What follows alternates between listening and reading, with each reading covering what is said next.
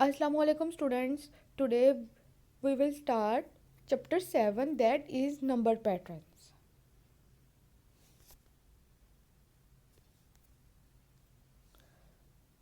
What is number sequence and number patterns? A number sequence is a list of numbers that are linked by a rule.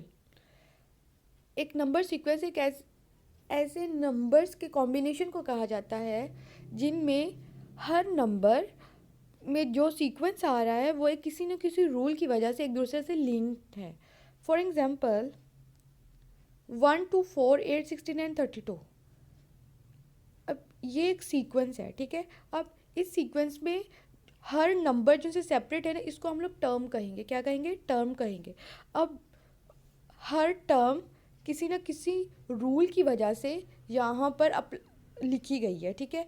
For example अब इस term में क्या चीज़ कौन सा rule apply हुआ जिसकी वजह से ये टर्म्स ऐसे लिखी गई हैं, ठीक है. अगर according to me, if we double every digit, the next we will get next term. For example, if we add double 1 plus 1, we will get 2, just like this. We next term. And if we add 2 plus 2, ठीक है, 2 को double करेंगे तो 2 plus 2 होगा ना, तो we will get 4. And if we double 4, we will get 8, the next, that is the next term. And if we double 8, we will get the next term, that is 16. And if we double 16, that is the next term 32, ठीक है. अब इस sequence में क्या हुआ है कि हर term को डबल किया गया है तो नेक्स्ट टर्म हमारे पास आ जाती है. So every term doubles in this sequence. Okay, जो नंबर सीक्वेंस है वो जस्ट हमारे नंबर्स में नहीं होता, नहीं होता, बल्कि हम लोग बहुत सी चीज़ें जिनसे हम रियल लाइफ में देख रहे होते हैं उनमें भी नंबर पैटर्न्स और नंबर सीक्वेंस आ रहा होता है, ठीक है.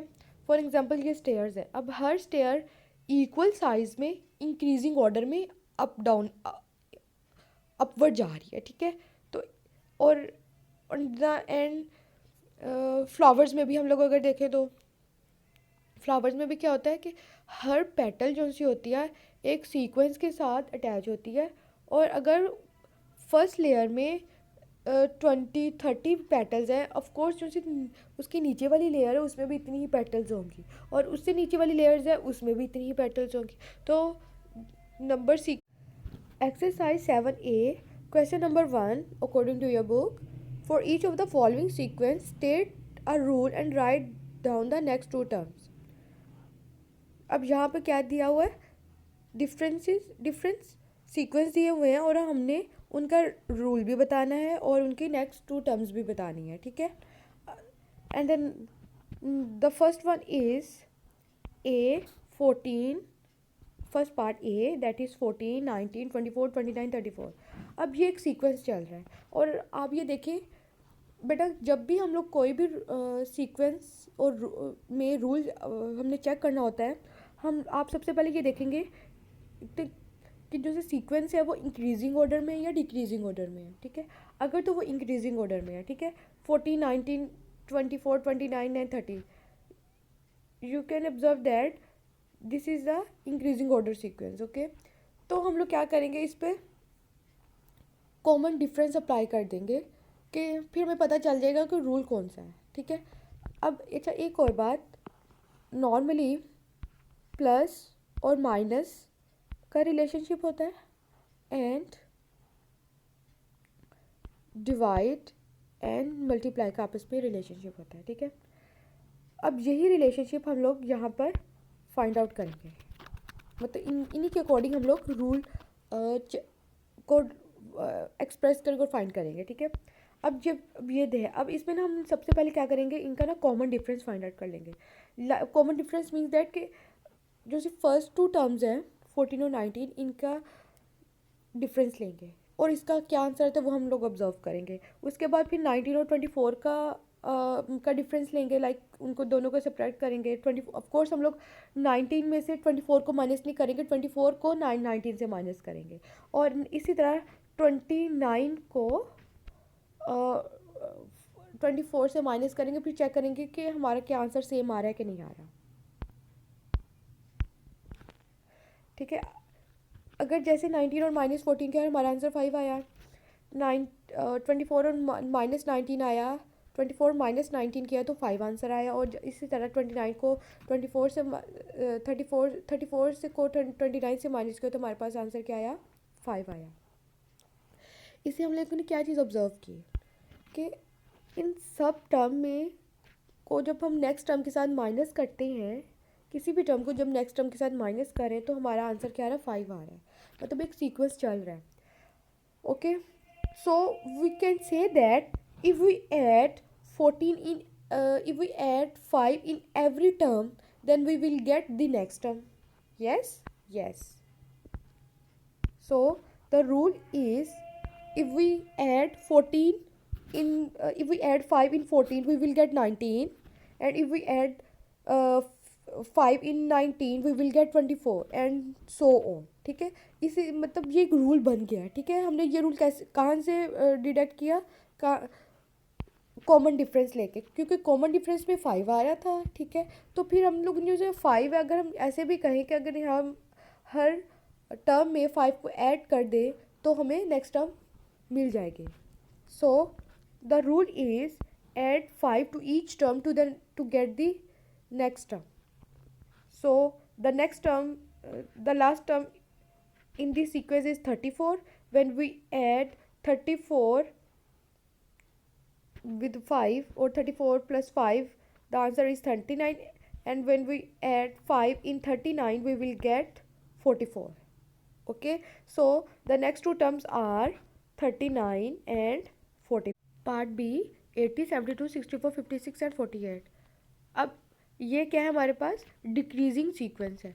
मतलब हर जो सी नेक्स्ट टर्म है वो प्रीवियस टर्म से स्मॉलर है। मतलब मीन्स दैट 80 फिर 72 आ रहा है, फिर 64 72 से स्मॉलर है, 56 64 से स्मॉलर है, एंड 48 56 से स्मॉलर टर्म है। ठीक है, तो जब डिक्रीजिंग ऑर्डर हो रहा था, तो जब हम फिर रूल को आइडेंटिफाई करने के लिए जो कॉमन डिफरेंस लेते हैं, उसमें फर्स्ट टर्म को सेकंड टर्म के साथ ही माइनस करेंगे, just like this. 80 minus 72 we will get 8, and then 72 minus 64 we will get 8, and then 56 minus 48, 64 minus 56 we will get 8. अब हमने यहाँ पे ऑब्जर्व करें कि जब हम कॉमन डिफरेंस ले रहे हैं सबका आंसर सेम आ रहा है, मीन्स दैट इसमें इनमें सीक्वेंस है। ठीक है, फिर हम लोग अकॉर्डिंग टू कॉमन डिफरेंस, ये तो डिफरेंस करके आंसर आया है, तो जब हम इनका रूल अप्लाई करेंगे we can say that if we subtract 8 every term we will get the next term. ठीक है, जब भी हम लोग किसी भी टर्म में 8 को सब्ट्रैक्ट करेंगे हम नेक्स्ट टर्म को आइडेंटिफाई कर लेंगे, नेक्स्ट टर्म हमें मिल जाएगी। For example, rule subtract 8 from each term to get the next term. For example, when the last term is 48, when we subtract 8 with 48 we will get 48 minus 8 is equal, we will get 40, and when we subtract 8 from 40 we will get 32. So the next two terms are 40 and 32. Part C, 6, 12, 24, 48, 96 and 192. अब यहाँ पे increasing order है, decreasing order है, यहाँ पे increasing order आ रहा है। So we will take common difference to identify the sequence, as when we divide 12 minus 6 we will get 6, and when we take common difference of 24 and 12 we will get 12. so ये तो common difference नहीं हुआ, ठीक है ना। यहाँ पर जो सीक्वेंस आ रहा है वो सेम आ ही नहीं रहा। अब हम क्या करेंगे, अब हम एक नेक्स्ट रूल अप्लाई करेंगे। हमने देखा था, मैंने आपको स्टार्टिंग में बताया था, प्लस और माइनस का रिलेशनशिप होता है और डिवीजन और मल्टीप्लिकेशन का। अगर हम जब माइनस करके कॉमन डिफरेंस ले रहे हैं तब हमारा आंसर सीक्वेंस सही नहीं बन रहा, तब हम क्या करेंगे, दोनों मतलब वैल्यूज़ का डिवाइड करेंगे, दोनों वैल्यूज़ को डिवाइड करेंगे और फिर सीक्वेंस चेक करेंगे क्या अगर डिवाइड करें फिर इनका सीक्वेंस सही आ रहा है कि नहीं आ रहा. When we divide 12 by 6 we will get 2, and when we divide 24 by 12 the answer is 2, and when we divide 48 by 24 we will get 2. So the same sequence is obtained by dividing two terms. ठीक है, अब हम जब दोनों terms divide हो रही है और हमें सीक्वेंस 2 मिल रहा है, इट मीन्स दैट ये सीक्वेंस में है. तो अब हम क्या करेंगे, if we multiply 2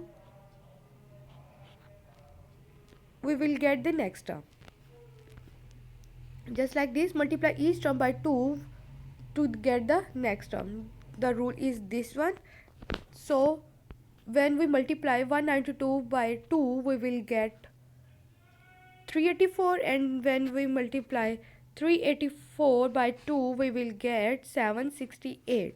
So the next two terms are 34 and 768. Part D. In part D, 1600, 1800, 400, 200 and 100. These are decreasing order sequence. So when we, as we observe that when we divide every term by 2 we will get the next term. Okay, so when the rule is divide each term by 2 we will get next term. So the last term is 100, and when we divide 100 by 2 we will get 50, and when we divide 50 by 2 we will get 25. So the next two terms are 50 and 25. Okay, thank you.